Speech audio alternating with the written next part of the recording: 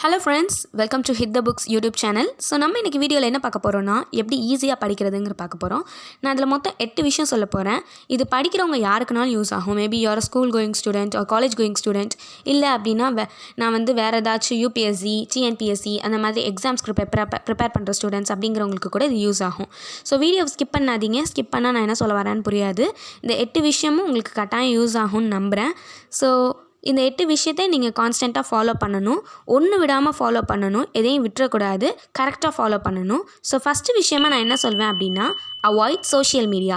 நான் ஏன் சோஷியல் மீடியாவை அவாய்ட் பண்ண சொல்கிறேன்? ஏன்னா நம்ம நிறையா பேர் சோஷியல் மீடியாவில் தான் இன்ட்ராக்ட் ஆகியிருக்கோம். நம்ம அதுலேயே இன்ட்ராக்ட் ஆகி இருக்கிறனால நம்மளால் படிக்க முடியல.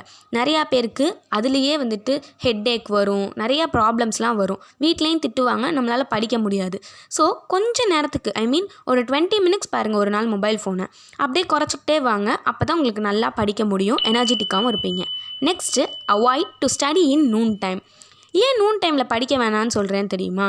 நீங்கள் மதியம் தான் சாப்பிட்ருப்பீங்க. ஏன்னா மதியம் கொஞ்சம் அதிகமாகவே சாப்பிட்ருப்போம். மார்னிங் நைட் டைமை விட மதியம் கொஞ்சம் நல்லா சாப்பிடுவோம். அப்போ நம்ம டைஜஸ்டிவ் சிஸ்டம் நிறைய எனர்ஜியை எடுக்கும். எதுக்காக? டைஜஸ்ட் பண்ணுறதுக்காக. அப்போ நமக்கு ரொம்ப லேசியாக இருக்கும், படிக்கணுன்னே தோணாது, தூக்கமாக வரும். அதனால அந்த டைம் நீங்கள் படிக்காதீங்க. கொஞ்சம் நேரம் கழித்து ஒரு 1 hour சாப்பிட்டு ஒரு 1 hourல ஃப்ரெஷ் ஆயிடுவீங்க இல்லைங்களா? ஒரு ஃப்ரெஷ் ஆனதுக்கப்புறமா படிக்க ஆரம்பிங்க. இல்லைன்னா ரொம்ப டயர்டாக இருக்கும், லேசியாக இருக்கும், படிக்கணுன்னே தோணாது. ஸோ கொஞ்சம் அதை மட்டும் அவாய்ட் பண்ணிக்கோங்க. சாப்பிட்டோன்னே படிக்காமல் ஒரு கொஞ்சம் நேரத்தில் ஒரு 1 hourல படிங்க. Next, analyse yourself. Analyse your செல்ஃப்னால் எப்படி பண்ணுறது? நான் எப்படி என்ன நானே அனலைஸ் பண்ணிக்கிறது அப்படின்னு கேட்பீங்க, ரைட்டா? எப்படி பண்ணிக்கிறதுனா, நீங்களாம் டெஸ்ட் வச்சு பாருங்கள். இல்லைனா நீங்களாக நீங்கள் எந்த மாதிரியான ஒரு ஸ்டூடெண்ட்டுன்னு பாருங்கள். நைட்டு படிக்கிற ஸ்டூடெண்ட்டா இல்லை காலையில் படிக்கிற ஸ்டூடெண்ட்டான்னு பாருங்கள். நீங்கள் எந்த மாதிரியான டைப்புன்னு சொல்லி ஃபஸ்ட்டு உங்களை அனலைஸ் பண்ணுங்கள். அப்போ தான் உங்கள் மிஸ்டேக்ஸ் எல்லாம் சேஞ்ச் பண்ணி நீங்கள் நல்லபடியாக படிக்க முடியும். ஸோ அதனால் first analyse your self. Next என்ன சொல்லுவேன் அப்படின்னா, செட் அ டைம். எதுக்கு செட் பண்ண சொல்கிறேன் டைம்னா, இது ரொம்பவே இம்பார்ட்டண்ட்டான விஷயம். பங்க்சுவலாக இருக்கணும் இல்லைங்களா? பங்க்சுவலாக இருக்கிறதுங்கிறது டிசிப்ளினில் வந்துடும். அதனால் நீங்கள் ஒரு டைமை செட் பண்ணிட்டீங்க அப்படின்னா உங்களுக்கு படிக்கவும் ஈஸியாக இருக்கும். மேற்கொண்டு உங்களுக்கு நிறையா விஷயத்தை ரொம்ப ஷார்ட் பீரியட் ஆஃப் டைமில் படிக்க முடியும். ஸோ அதனால் இந்த டைமுக்குள்ளே இந்த படிக்கிறத இந்த சப்ஜெக்டை நான் படித்து முடிப்பேன் அப்படின்னு சொல்லி நீங்கள் ஒரு டைமை செட் பண்ணுங்கள். அது உங்களுக்கு நல்ல ஒரு ரிசல்ட்ஸ் கொடுக்கும். டைம் செட் பண்ணாமல் படிச்சிங்கன்னா ரொம்ப டைமும் கன்சியூம் ஆகும். அதனால் இந்த டைமுக்குள்ளே இதை நான் படித்து முடிப்பேன் அப்படின்னு ஒரு டைமை செட் பண்ணுங்கள். Next, self evaluation. உங்களை நீங்கள் செல்ஃப் எவாலுவேட் பண்ணிக்கோங்க. குட்டி குட்டியாக டெஸ்ட்டு வச்சு பாருங்கள். ஏன்னா டீச்சர்ஸ் எல்லாம் ஸ்கூலில் ஸ்லிப் டெஸ்ட், கிளாஸ் டெஸ்ட்லாம் வைப்பாங்க தெரியுமா? அதெல்லாம் வச்சா தான் உங்களுக்கு தெரியும் எந்தளவுக்கு நீங்கள் படிச்சிருக்கீங்க ஒரு சப்ஜெக்டை அப்படிங்கிறது. அப்போ நீங்களே உங்களுக்கு சின்ன சின்னதாக செல்ஃப் எவாலுவேஷன் பண்ணிங்கன்னா உங்களுக்கு ரொம்ப ஈஸியாக இருக்கும். சின்ன சின்ன எக்ஸாம்ஸ் அண்ட் டெஸ்ட்டில் கூட நீங்கள் நல்லபடியாக பெர்ஃபார்ம் பண்ண முடியும். ஸோ அதனால் நீங்களே உங்களுக்கு சின்ன சின்னதாக டெஸ்ட்டு வச்சு நீங்கள் எங்கெல்லாம் மிஸ்டேக் விட்றீங்கன்னு கண்டுபிடிச்சி அந்த மிஸ்டேக்லாம் நெக்ஸ்ட்டு மெயின் டெஸ்ட்டில் பண்ணாமல் இருங்க. Next, mind map. மைண்ட் மேப்பை நான் கேம் மோட்னு சொல்லுவேன். இது ஒரு வகையாக கேம் விளையாடுற மாதிரி இருக்கும். நம்ம கேம் விளையாடுறப்போ எங்கேஜாக ஃபோக்கஸ்டாக இருப்போம் தெரியுமா? அதெல்லாம் எதனாலனா நம்ம கலர்ஃபுல்லாக இருக்கும் அந்த கேம் பார்க்குறதுக்கு. அதே மாதிரி நீங்கள் மைண்ட் மேப்ஸையும் கலர்ஃபுல்லான pens and crayons or sketches use பண்ணி போடுங்க.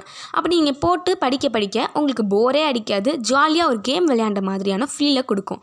ஸோ அதனால் எப்போவுமே மைண்ட் மேப் போடுறப்போ உங்களுக்கு அது ஒரு படிக்கிறது மேலே இன்ட்ரெஸ்டே இல்லாதவங்க கூட படிக்க ஸ்டார்ட் பண்ணிடுவாங்க. So use mind map and study well. Next, study from your question papers. ஏன் கொஸ்டின் பேப்பர்ஸ்லேருந்து நான் படிக்க சொல்கிறேன் அப்படின்னா, டீச்சர்ஸே சொல்லுவாங்க தெரியுமா, உங்கள் கொஸ்டின் பேப்பர்ஸ்லேருந்து படிங்கப்பா அப்படின்னு சொல்லுவாங்க.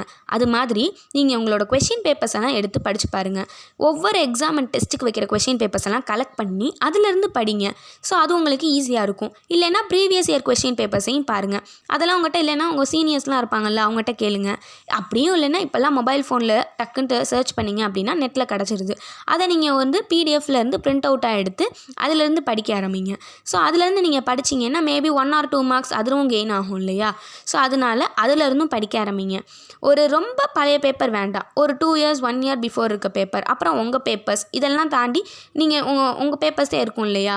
அதெல்லாம் வச்சு படிக்க ஆரம்பிங்க. நீங்கள் எதெல்லாம் படிக்கலையோ, எதெல்லாம் கொஸ்டின் பேப்பர்ஸில் கேட்டிருக்காங்களோ அதை வச்சு படிங்க.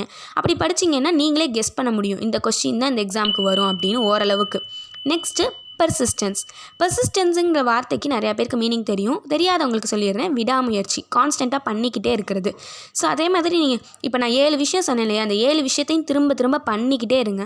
அப்படி பண்ண உங்களுக்கு நல்ல ரிசல்ட்ஸை கொடுக்கும். ஸோ இதை ஒரு நாள் கூட மிஸ் பண்ணாமல் கேப் விடாமல் பண்ணுங்கள். ஸோ வீடியோ எந்த அளவுக்கு பண்ணியிருக்கேன்னு எனக்கே தெரில. ஸோ நான் எதுவும் மிஸ்டேக்லாம் பண்ணியிருக்கேன் இல்லை இந்த மாதிரி மாற்றி சொல்லணும் அப்படின்னா கமெண்ட்ஸில் சொல்லுங்கள். வீடியோ பிடிச்சிருந்தா லைக் பண்ணுங்கள், சப்ஸ்கிரைப் பண்ணுங்கள், உங்கள் ஃப்ரெண்ட்ஸோடையும் ஷேர் பண்ணுங்கள். Thank you so much for still watching this video.